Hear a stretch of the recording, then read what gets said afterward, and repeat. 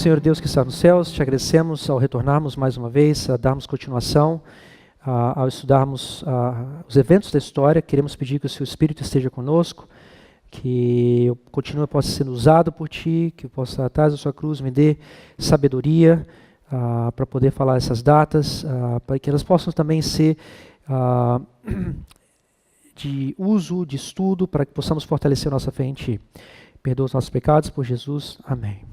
Ok, eu queria tomar alguns minutinhos dessa palestra aqui só para retomar alguns pontos que ficaram meio pendentes da palestra passada.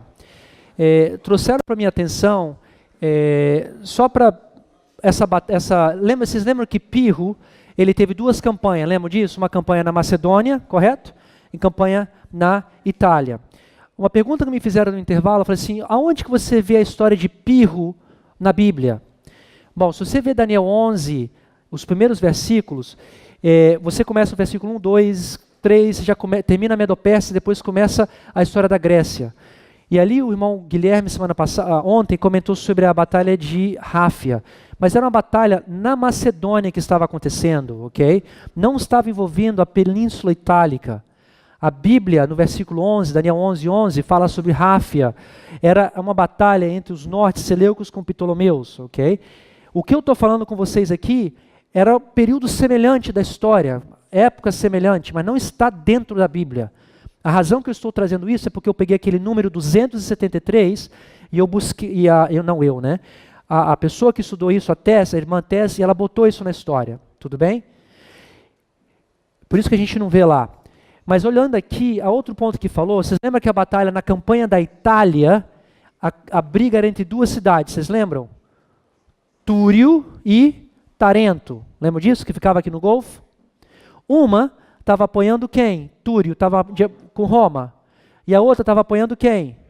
Grécia. Então nós temos uma batalha onde aqui, irmãos? De um rei do norte, que representa Túrio, que representa cidades que estão no norte, contra quem? O sul, que é Tarento, que ao mesmo tempo é Pirro, rei do sul. Tudo bem? Certo? Tudo bem. Só para dar... Tessália fica... Deixa eu ver se eu tenho aqui. Aqui vai estar a Itália, aqui, vai estar a bota, entendeu? É Grécia, essa aqui está na Grécia. Esse é onde está Tessália.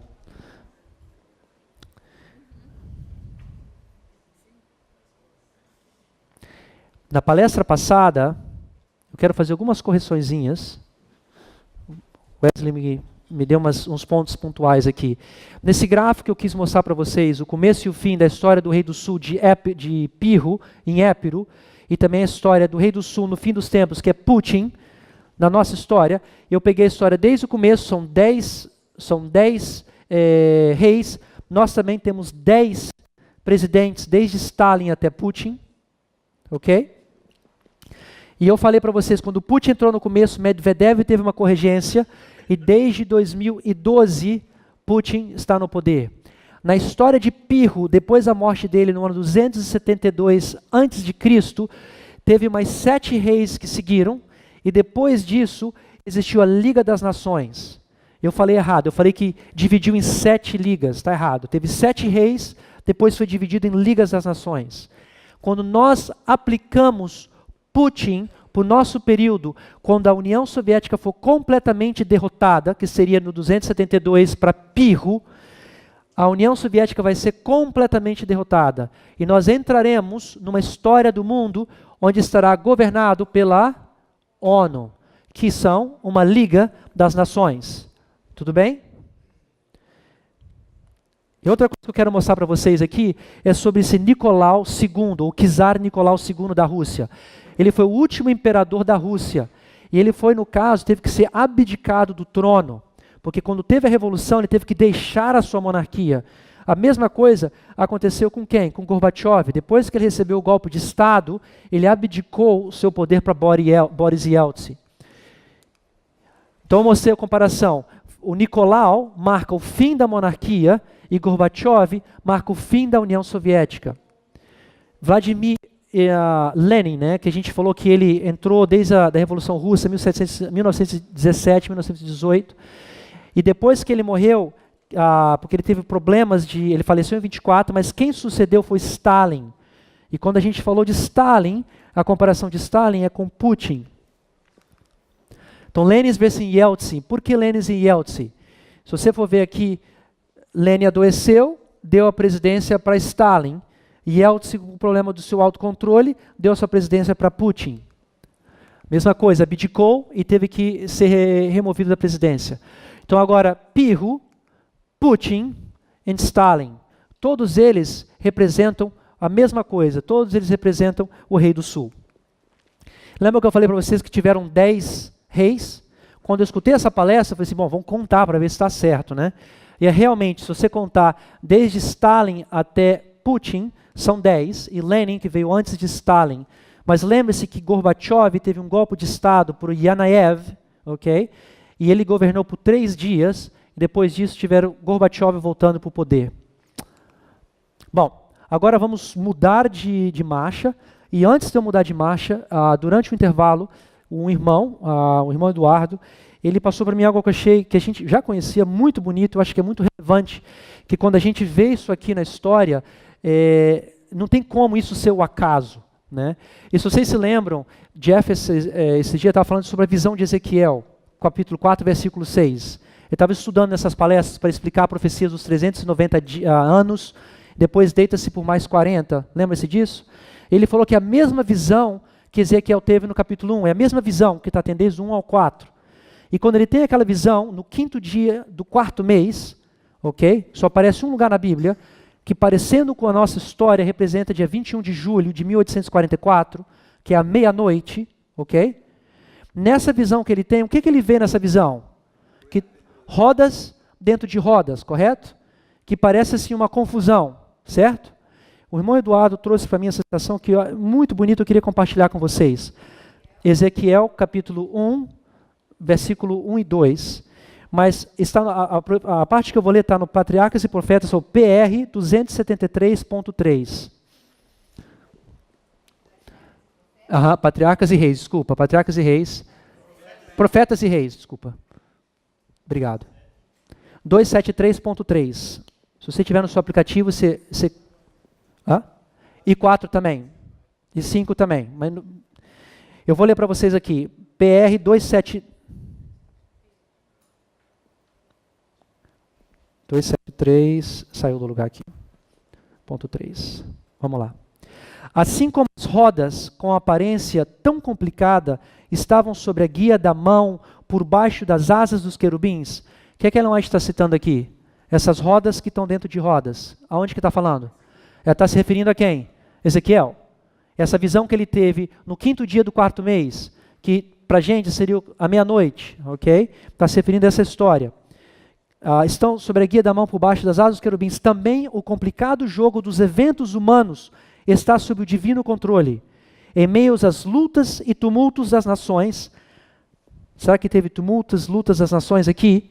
Aquele que se assenta sobre os querubins ainda guia os negócios da terra. A história das nações fala-nos a nós hoje.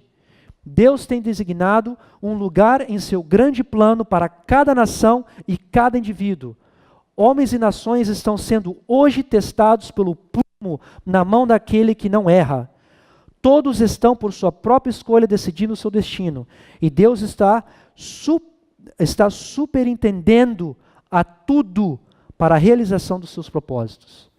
Poderoso, né? Tudo. 273.4. E o próximo?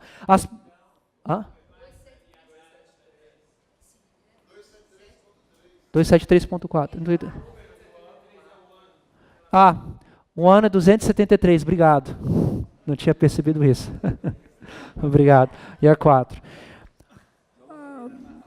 As profecias que o grande Eu Sou tem dado em sua palavra, unindo elo com elo na cadeia dos acontecimentos, da eternidade no passado à eternidade no futuro, dizem-nos onde estamos hoje na sucessão dos séculos, e que se pode esperar no tempo por vir.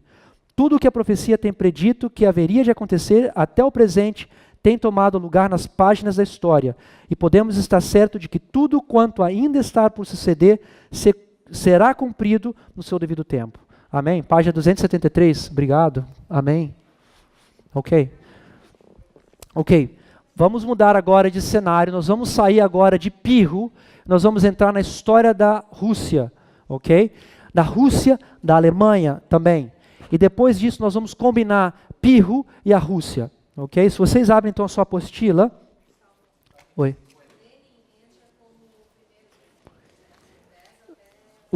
Não, o Stalin é o primeiro que marca. Tem que botar Putin lá. Eu não botei Putin. Se você conta ele... Quer ver? Deixa eu voltar lá. 1, 2, 3, 4, 5, 6, 7, 8, 9. Putin 10. Ok? Então vamos lá. Nós vamos continuar aqui agora. Vai ser a sua apostila, página...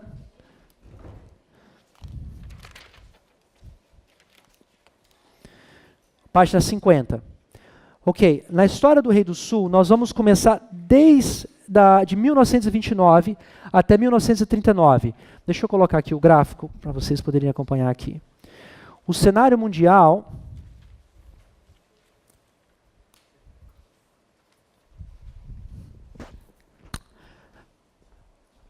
Eles terminaram a Primeira Guerra Mundial e durante o ano de 1929 a 1939, várias coisas começaram a acontecer na Europa.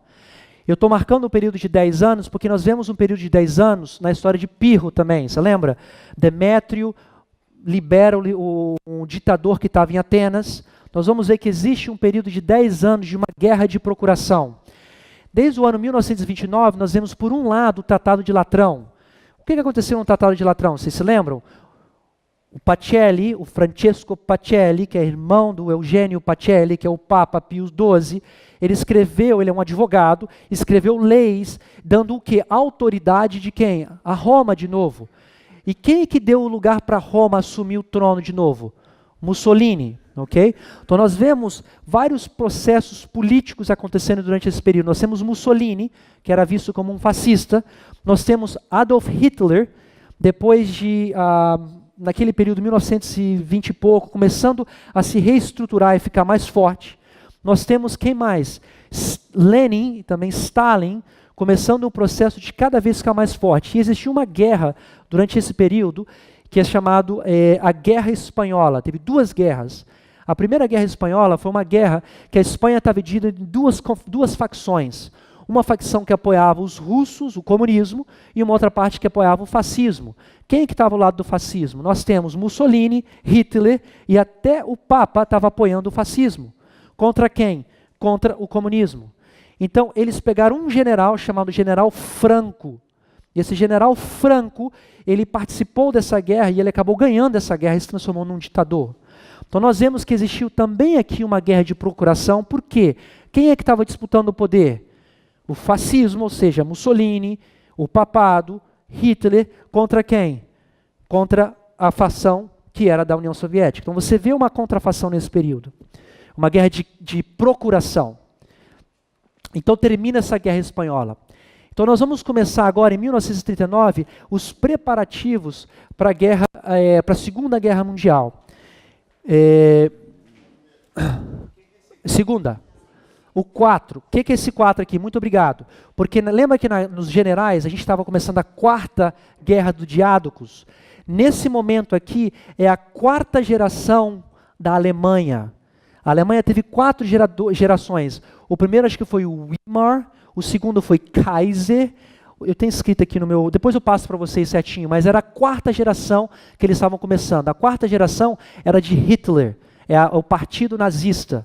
O que veio antes de Hitler era o partido Weimar, uma coisa assim. Eu ia botar no PowerPoint, mas eu ponho na próxima. Então nós estamos na quarta geração da Alemanha. Então você vê o número 4 aparecendo também aí. Porque aqui, vocês lembram que na história de Pirro, nós começamos com o inimigo, você lembra? O inimigo inicial dele era quem? Demétrio, você lembra disso? Na Macedônia? Depois transformou quem? Lisímico. Se a gente vê a campanha dele na Itália, com quem que ele pelejou? Contra quem? Contra Roma. Na Rússia, nessa batalha da Rússia, nós vamos ver que a Rússia vai ter também inimigos que vão mudar de acordo com a história. Ok? Durante um período, vou botar o inimigo aqui, nós vamos preencher isso junto. O inimigo principal da Rússia vai ser a Alemanha. Mas depois, mais para frente, vai trocar para ser os Estados Unidos. Da mesma coisa que aconteceu com Pirro. Começa com Demétrio, depois se transformou em Lisímico. Ok? Então, a Alemanha, com Hitler, que vai ser na próxima palestra, eu vou falar um pouco mais sobre Hitler, ela estava começando a tomar força para começar a invadir os outros países. Com o fim da Primeira Guerra Mundial, a Alemanha recebeu sanções, multas, e eles tinham que pagar muito dinheiro, porque eles foram culpados pela Primeira Guerra Mundial. Então eles estão entrando num processo que Hitler vai chegar a um ponto que ele não tem como mais pagar essas dívidas para esses países aliados que perderam a Primeira Guerra Mundial. Ok? Então quando ele começa a ascender, ter a vontade de começar a governar o mundo, ele pensa o seguinte: bom, se eu for querer lutar com todo mundo, eu não vou aguentar. Então eu tenho que começar a fazer meus primeiros aliados. E o primeiro aliado que ele fez foi com a União Soviética. Esse tratado que se chama nazista russo, ou nazi-russo, ou nazi-soviético, foi feito no dia 23 de agosto. Se chama o Pacto de Molotov e Ribbentrop. O Molotov, ele era um ministro da Rússia, ok? E o Ribbentrop era um ministro da Alemanha. Esse tratado foi o seguinte: a Alemanha queria expandir o seu governo, especialmente a Polônia. E ele sabia, se ele atacasse a Polônia, o que aconteceria? Os aliados iriam atacar ele. E se ele recebesse também uma guerra que viesse da Rússia, ele não ia ter como ter duas frentes de batalha. O que ele fez então? Ele fez um pacto com a Rússia, ok? Onde vai dizer o seguinte: olha, eu vou entrar na batalha, e ao entrar na batalha com a Polônia, eu não quero que você se meta nessa briga. E eu vou ficar por aqui. Então esse pacto, além de evitar guerras entre eles, era um pacto econômico e político. Por quê? A Alemanha precisava de dinheiro, de materiais bélicos, construção de foguetes e tudo mais. E a Rússia foi capaz de transmitir tudo isso para eles. Okay? Então esse pacto durou aproximadamente 2 anos, que falou assim: até a invasão da Rússia por Hitler, as posições soviéticas na Polônia Oriental durante a Operação Barbarossa em 22 de junho, desculpa. Ou seja, esse pacto vai durar até 1941, quando a Alemanha resolve invadir a Rússia, nessa Operação Barbarossa. Ok? Então vamos continuar aqui. Então nós vemos aqui, se voltarmos ao nosso gráfico, o próximo evento que você vai ver que Hitler, ele decide invadir a Polônia. Isso aconteceu no dia 1º de setembro de 1939. Ao você ver isso daí, você vai ver que a Polônia, ao ser invadida, ela forma um bloco de alianças. Esse bloco de aliança que ela tem é entre a França e a Inglaterra e a Polônia. São os aliados.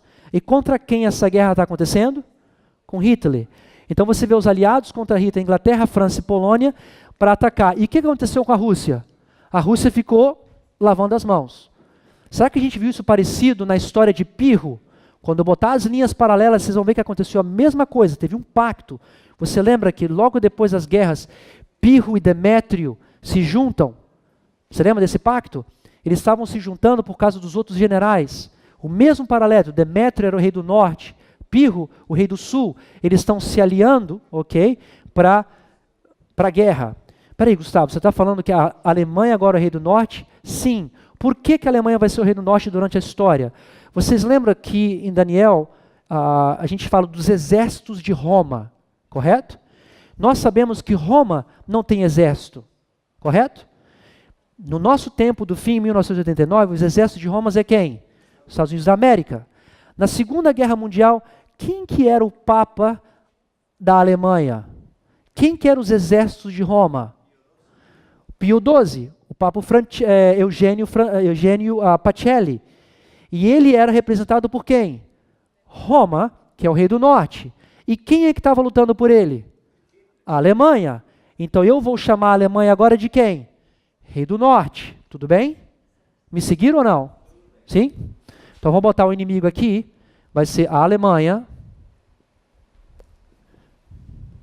Da mesma forma que aconteceu o rei do norte com Demétrio, com Lisímico, que vai trocando, é a mesma coisa. Então esse aqui é o rei do norte. Então a Rússia, que é o rei do sul. ok? Então você vê esse pacto, e é interessante quando você vê essa invasão, tem os historiadores que falam, a Igreja Católica não se posicionava assim para dizer, nossa, ele não pode estar fazendo isso, né? Ela sempre ficava esperando que ela teria o poder de controlar aquela besta, que era Hitler, né?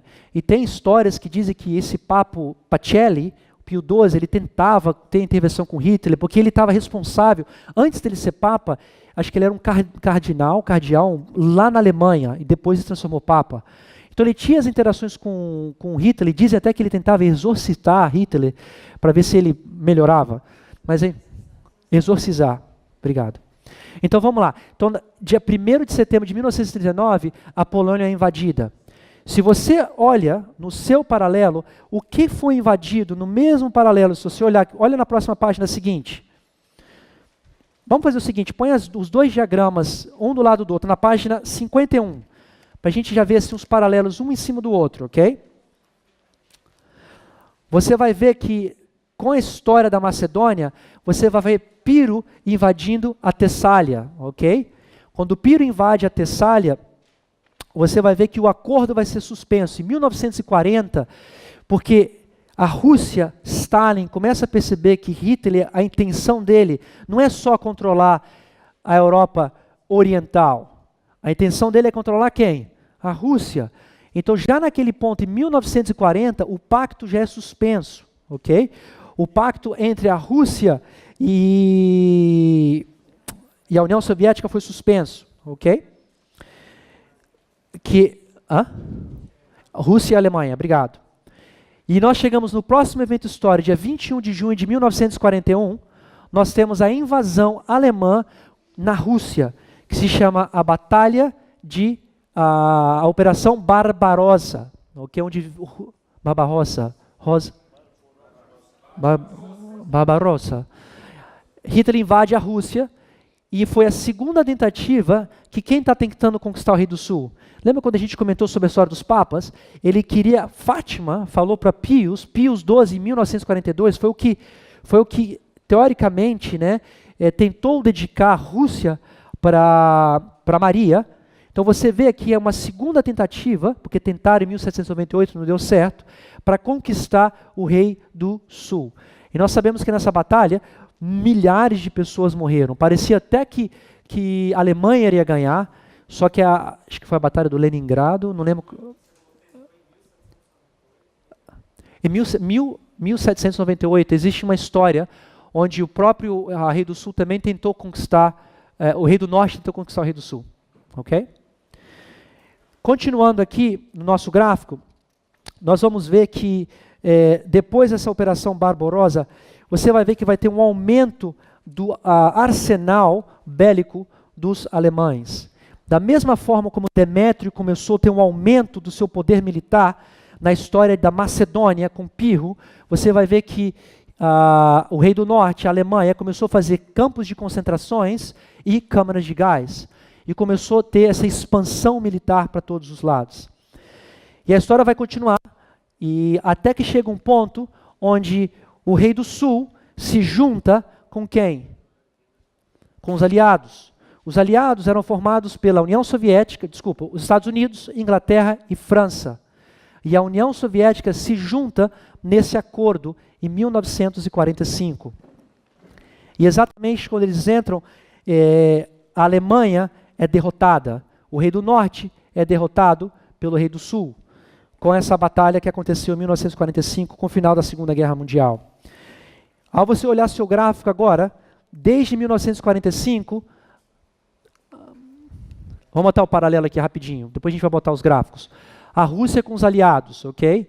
Você vai ver que o paralelo, que Licímico se juntou com Pirro para lutar contra Demétrio, ok? Nós vamos botar os 4 gráficos juntos para a gente entender. O mesmo paralelo, os aliados da Rússia se juntaram com a Alemanha. Depois de 1945 para frente, até 1989, 1991, nós temos formado o quê?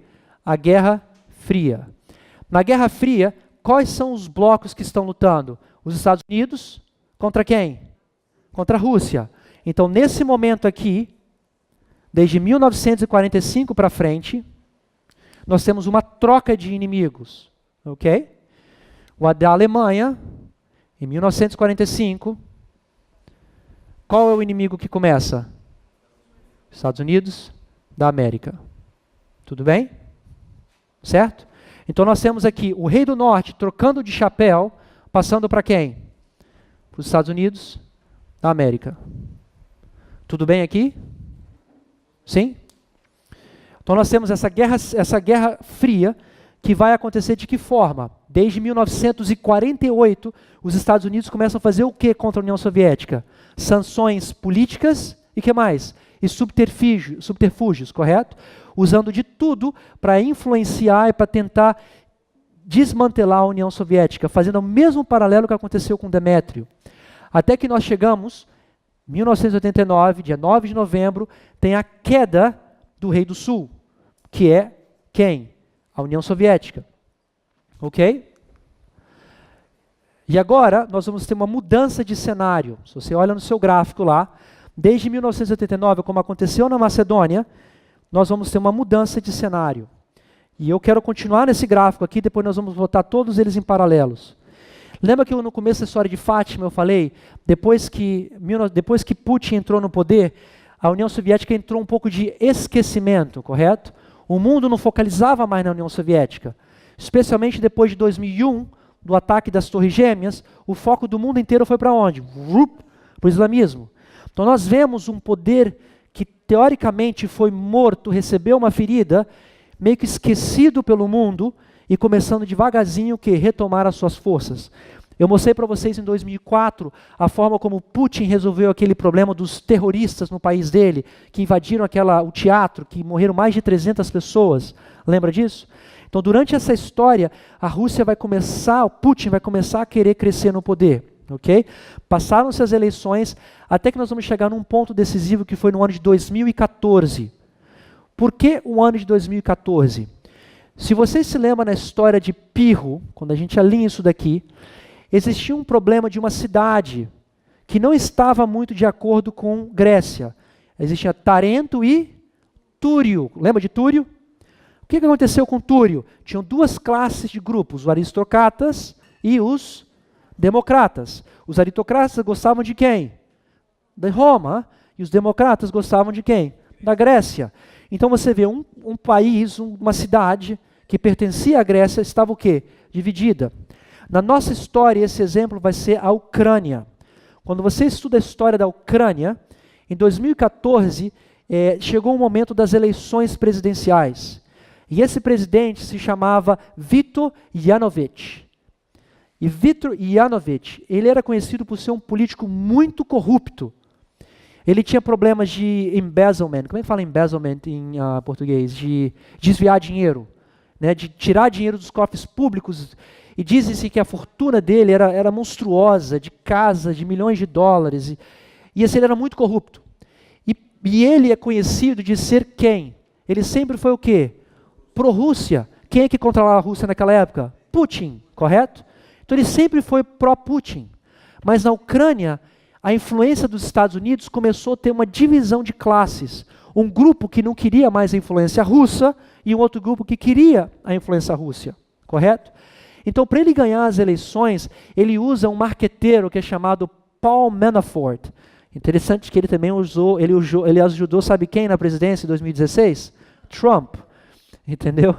Ele usou esse marqueteiro, esse Paul Manafort, para mudar a opinião dele. Então, o que ele começou a fazer? Ao invés de falar russo no país, ele começou a falar em ucrânio. Eu não sei qual a língua que eles falam. Começou a falar em ucrânio com os países, para conquistar as pessoas, correto? Mudou completamente a aparência dele. E quando ele ganhou as eleições dele, o que aconteceu?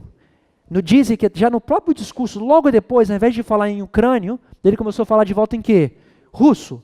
Você já vê que as intenções deles eram outra. E ele realmente era quem? Pertencia a quem? A Putin. Ele era um fantoche de Putin. Então, em 2014, começou em 2013, em dezembro, ok? E se estendeu para 2014. Começou a ter essa revolução aonde? Na Ucrânia. Essa revolução começou numa praça central, acho que todos nós lembramos disso, e ela começou com um grupo de pessoas, em questão de dias, se transformou em mais de 1 milhão de pessoas, era muita gente, e começaram a se revoltar. E o que ele fez? Ao invés dele abdicar o trono dele, que eles queriam que ele saísse, ok? Mas ele não podia sair, ele planejou uma visita marcada na Rússia para visitar algumas indústrias. E quando ele foi lá durante esse período de janeiro e fevereiro, não lembro exatamente, acho que foi 13 de janeiro, não lembro a data, ele lá falou para o Putin, falou o seguinte: eu preciso de asilo porque estou sendo perseguido e o meu país está em guerra civil, ok? E com isso, ele assinou um documento, isso foi levado para as Nações Unidas. Com isso, o Putin recebeu autorização para fazer o quê? Para invadir quem? A Polônia, a Crimeia. Essa guerra da Crimeia, que milhares de pessoas morreram, e a Rússia hoje é dona da Crimeia. Então você vê aqui no seu gráfico, em 2014, primeiro você vê que tem marcado aqui que existiu essa invasão da Ucrânia. E além disso, existiu um pouco de colusão, porque você vê que esse presidente começou a ter envolvimento com o presidente Putin. Ok? E depois dessa eleição, eu quero voltar um pouquinho para Putin com a história de... Deixa eu voltar aqui, ver se vamos chegar lá. É isso aí, 2016. Lembra que eu falei para vocês de Gaddafi, do presidente... Eu botei o nome dele lá? Da Líbia, ele é da Líbia, mas o nome dele é Gaddafi ou Gaddafi? Gaddafi. Gaddafi, está ali. Nossa, eu escrevi com G. Ah? Bom, ele é o presidente da Líbia. Dizem a história que com a Primavera Árabe, que começou em 2011 e se estendeu por vários países, que Putin, ao assistir essa Primavera Árabe, ele viu que, vocês lembram que Gaddafi, quando foi morto, eles filmaram, estava na internet, as pessoas, era super forte, ele no chão, as pessoas batendo nele, e filmaram o linchamento, que pode dizer, de Gaddafi na rua. E dizem que ele estava no Kremlin, ele estava na Rússia, e mostraram esse vídeo, que ele assistiu 3 vezes esse vídeo. E ele falou o seguinte: nunca mais isso acontecerá. E naquele momento ele entendeu que quem estava organizando esses golpes era quem? Estados Unidos. Quem fomentou todos isso é os Estados Unidos. Então em 2016, Putin começa a mudar o sistema russo. E uma das coisas que ele tem, ele cria a guarda presidencial, que são mais ou menos 400 mil soldados russos, que são somente leais a ele. Porque ele está se preparando para quê? Para uma guerra. Em 2016, essa guarda pretoriana foi formada e eles somente respondem a Putin. Ok? Nós sabemos ainda que nós temos o que mais para frente? Nós temos a batalha que vai acontecer do Alto Clamor, Ráfia, Panium. Temos 3 batalhas, lembra? A Heracleia, Ásculo e Benevento.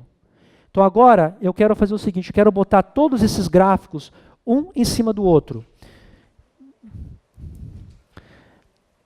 E antes...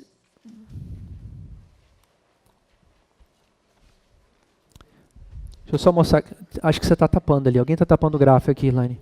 Está tapando o gráfico aqui. Só voltando aqui, a 4ª geração mostra a 4ª geração do partido nazista, ok? Nós vemos 10 anos de guerra de proximidade que acontece. Depois disso, você vê o começo da escalada para a Segunda Guerra Mundial. Você vê que existe um pacto feito entre a Rússia e a Alemanha sendo o rei do norte, correto? Porque são os exércitos de Roma, porque estão em contato com o Papa Pio XII. E esse pacto é que a Rússia não entraria em guerra com eles. Em 1939, a Alemanha invade a Polônia, mas ela tem um pacto contra quem? Com quem que ele está do lado deles? A Rússia. Ok?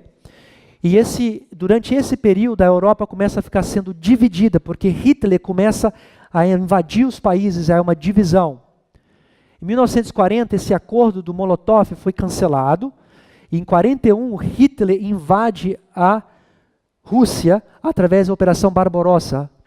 E nesse momento, é uma intenção que o rei do norte, Pio XII, meio que aceita, está apoiando a atividade do rei do norte. E essa batalha continua, a Alemanha continua crescendo o seu poderio, até que em 1945 nós vemos uma outra aliança sendo feita. A aliança sendo do rei do sul contra os aliados, que está os Estados Unidos, para lutarem contra quem? Contra a Alemanha, que é o rei do norte. E depois disso, a Alemanha perde. E ao perder, o que acontece na guerra? Em 1945, eles tiveram um encontro de Yalta. Ok? Nesse encontro estava, eu tenho uma foto disso, mas eu não botei, estava Stalin, estava Churchill, que era o presidente da Inglaterra, e Roosevelt, o presidente americano, presidente inglês e presidente da Rússia. Naquele ponto, eles decidiram, ok, nós temos que dividir a Europa. Como vamos dividir a Europa? Eles assinaram um documento falando assim, ok, por exemplo, a Polônia, a Alemanha e a Europa. Porque o ponto era o seguinte, obrigado por me corrigir, dividir a Alemanha e também a Europa. Porque como a Rússia perdeu, dizem, 20 milhões ou 10 milhões de soldados, a Rússia tinha mais direito de escolher terras. Então a forma que eles fizeram, falando assim, eu não lembro exatamente o fato, mas por exemplo, pegava um país, Polônia. Você tem direito de controlar a Rússia 90% da Polônia, e os aliados 10%. A Alemanha, tipo assim, 50%. Iugoslávia, começou a dividir por porcentagem. Só que nesse acordo não era muito específico como é que ia ser.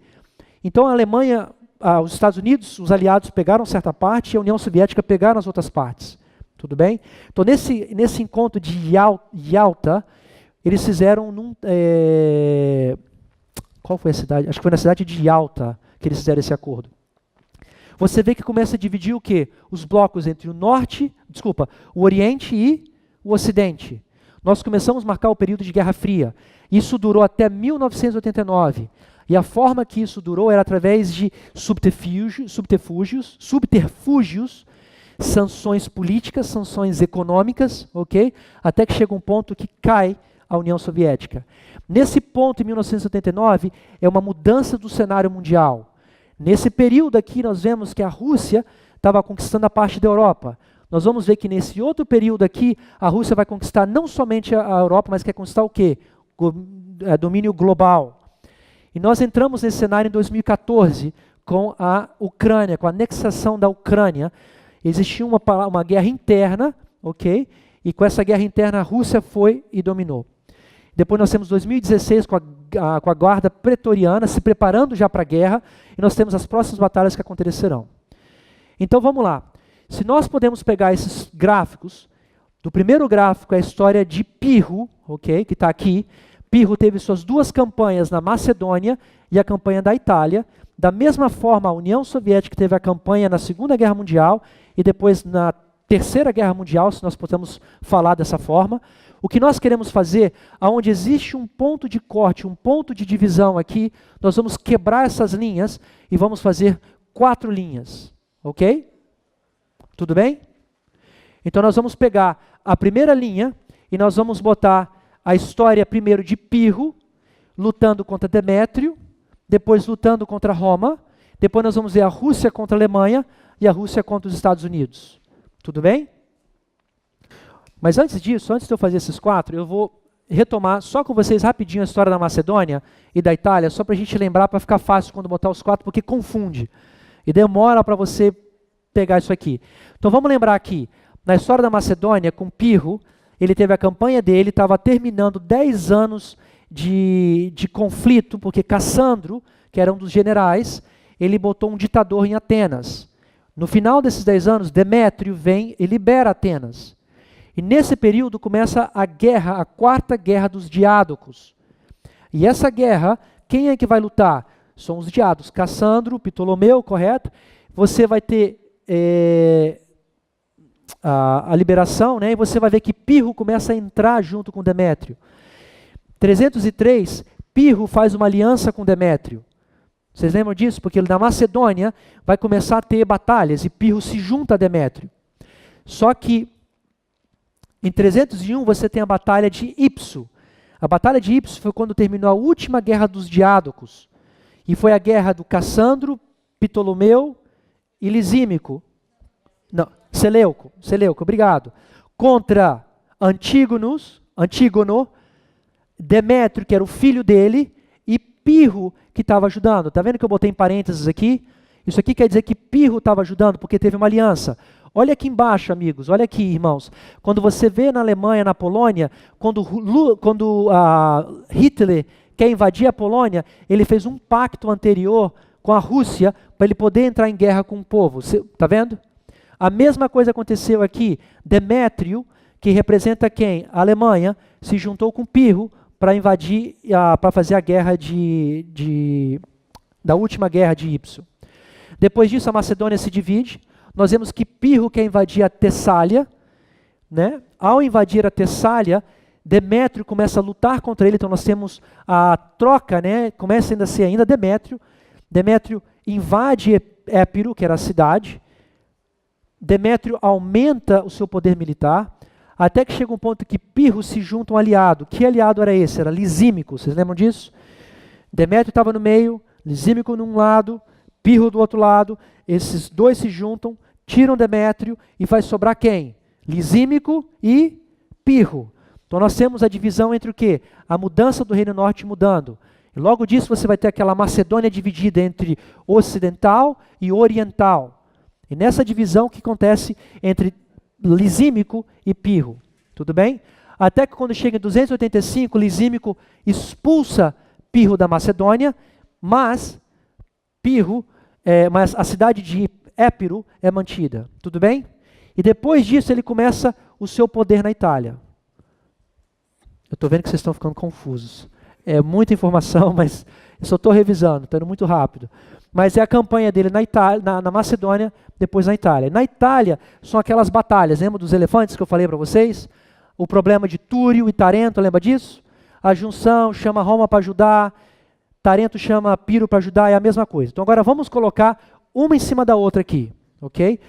O que aqui vai me dizer é o alfa e o ômega. Aqui é o alfa do começo da destruição de Pirro, e o ômega ele sendo destruído final. Se você olha no final do seu gráfico aqui, está dizendo parcial, ou seja, uma derrota parcial do Rei do Sul. Aqui, 272, foi quando foi derrotado completamente, ok? Na linha de baixa, Rússia vai ser derrotada parcialmente em 1989, está vendo ali? Mas vai ser derrotada completamente no decreto dominical. Estão vendo o paralelo? Então nós vamos começar andando essas linhas juntas. Alfa e ômega, ok? Alfa do Pirro, ômega do Pirro. Alfa da Rússia, ômega da Rússia, ok? Então se a gente pega Pirro, lembra dos 10 anos aqui? Que tem? Nós não temos 10 anos vindo antes aqui quando ele está na Itália. Mas olha aqui na Rússia com a Alemanha, nós temos uma guerra de procuração, tá vendo? Uma guerra de procuração entre 1989 e 1789. Eu não comentei isso, irmãos, mas antes de 1989, a Rússia estava numa guerra no Afeganistão. E essa guerra do Afeganistão era por quê? Porque a Rússia tinha feito acordos econômicos com o Afeganistão para deixar passar óleo do mar até chegar na Rússia. E mandou muito dinheiro para lá. O Afeganistão começou a ter uma ocidentalização e eles começaram a se desviar do islamismo. Dentro do Afeganistão existia um grupo radical que era chamado os Mujahidins, ok? Que da onde veio Bin Laden. E eles não gostavam de ter esse liberalismo e começaram a atacar a Rússia. Então, como começar a ter essas discussões, essas brigas, o Afeganistão não conseguia controlar. E o que aconteceu? Os Estados Unidos mandou dinheiro para quem? Para os Mujahidins. E a Rússia ficou lutando contra quem? Os Mujahidins. Mas quem que estava brigando em verdade? A Rússia e os Estados Unidos. Uma guerra de procuração. Então você vê 10 anos em paralelo com a história de Pirro, em paralelo com a Rússia. Tudo bem? Vamos para o próximo ponto. 307. 307 começa a quarta guerra dos Diádocos, correto? Quando você vê aqui, marca o tempo do fim. Você vai ver que Demétrio libera Atenas. Em 285, você vê já a disputa interna de Túrio pedindo ajuda a Roma, ok? 1939 é o fim da Guerra Espanhola. 1939 da Guerra Espanhola. 1989, você vê a queda da União Soviética. Continuando na história, está muito rápido, mas meu tempo já está acabando. Você vai ver que você tem a aliança que acontece entre Pirro e Demétrio. Ao mesmo tempo, você vê que Tarento vai atacar a Túrio. Mas olha aqui, dia 23 de agosto tem um pacto, é como o contrário, uma vai ao contrário da outra. Em 2014, você tem um acordo da Rússia com a Ucrânia. Você vê um sendo o espelho do outro.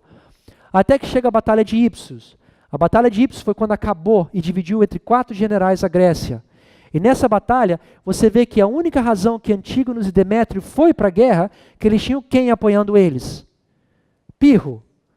Olha aqui embaixo, quando você vê 1939, a única razão que a Alemanha invadiu a Polônia foi porque ele tinha o apoio de quem? Da Rússia.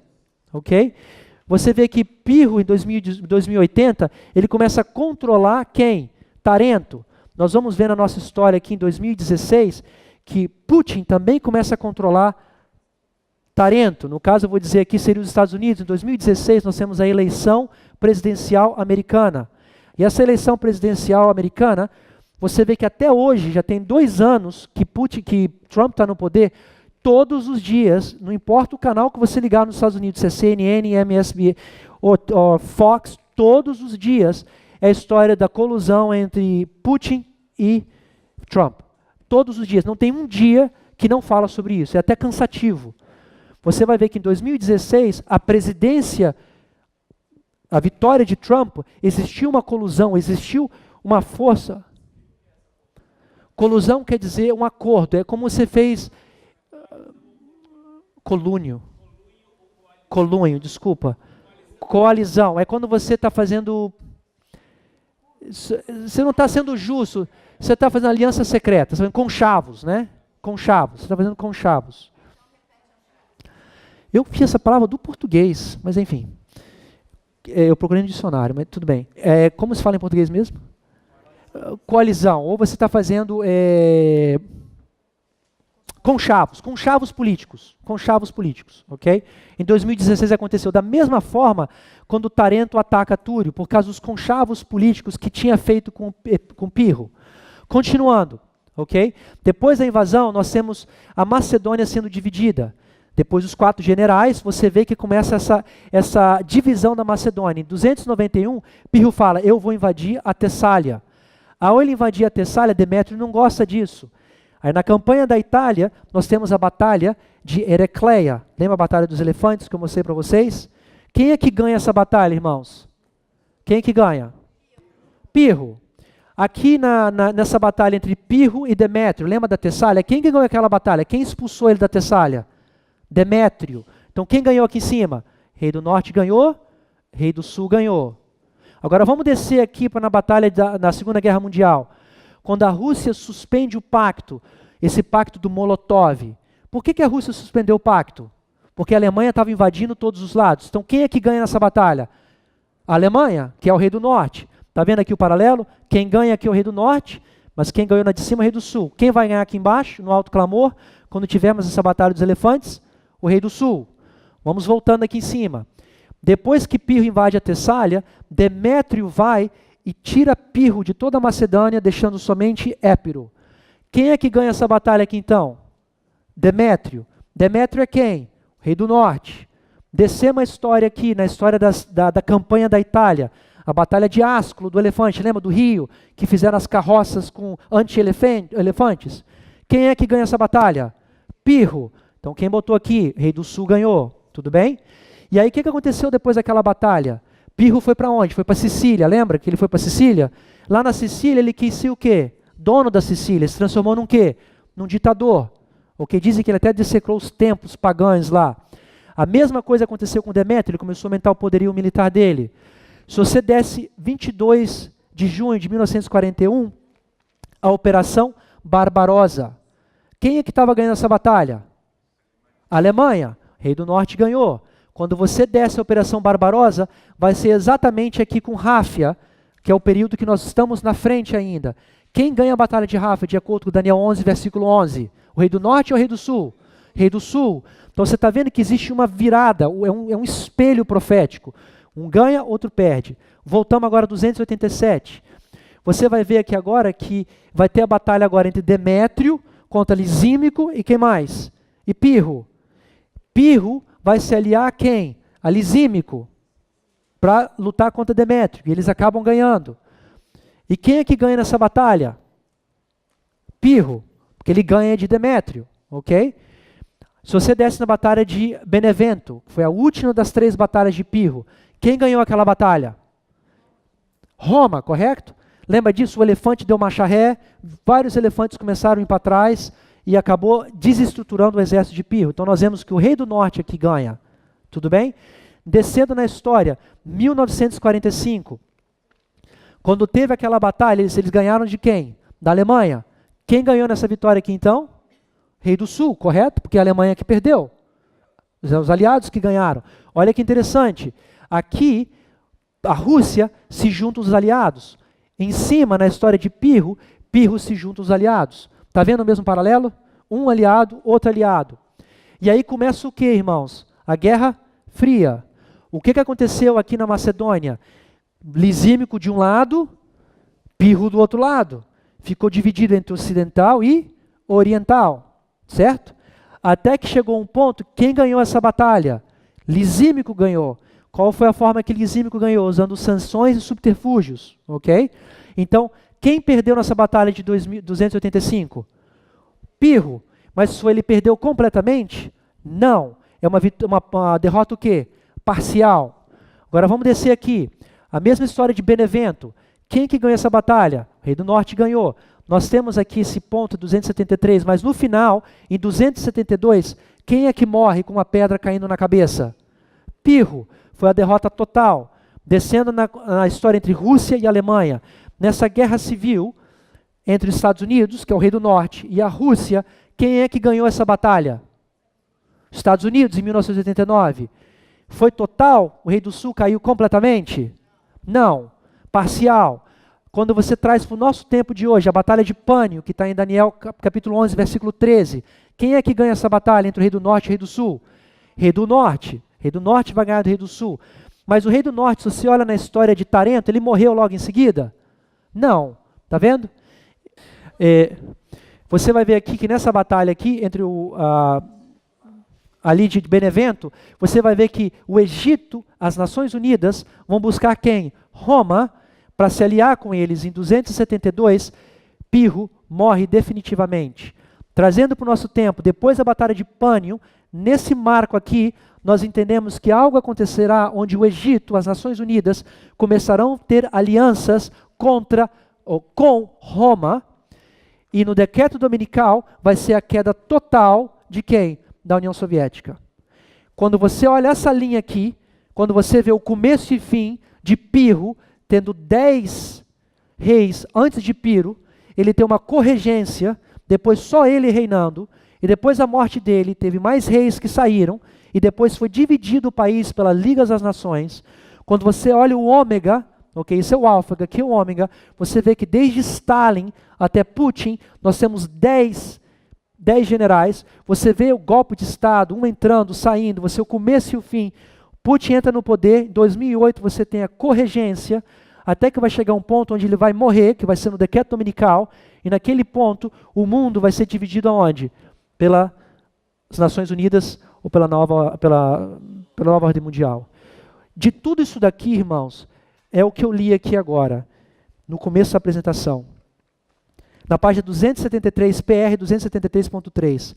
Assim como as rodas, com aparência tão complicada, estavam sobre a guia da mão por baixo das asas dos querubins, também o complicado jogo de eventos humanos está sob o divino controle.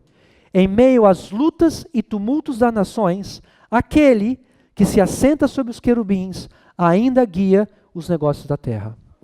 Oremos.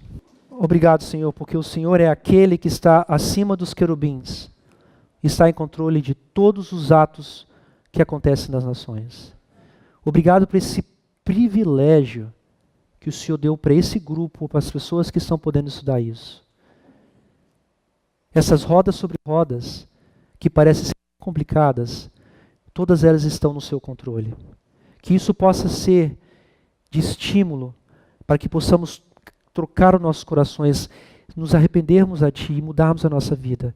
E sabermos que falta muito pouco tempo para que esse grupo seja levantado como um baluarte, para que esse grupo seja cortado como os primeiros frutos, que sejam levantados para que o mundo possa ver que Deus está levantando um povo, que é a sua igreja, que é a mesma igreja do começo ao fim, que são aqueles que vão estar levantando os seus mandamentos e o testemunho de Jesus. Continua com o irmão Guilherme agora, Senhor, que ele possa ser usado por Ti, que ele possa também exaltar o Seu nome. e continua conosco nesse sábado que está para começar daqui a algumas horas. Perdoa os nossos pecados por Jesus. Amém.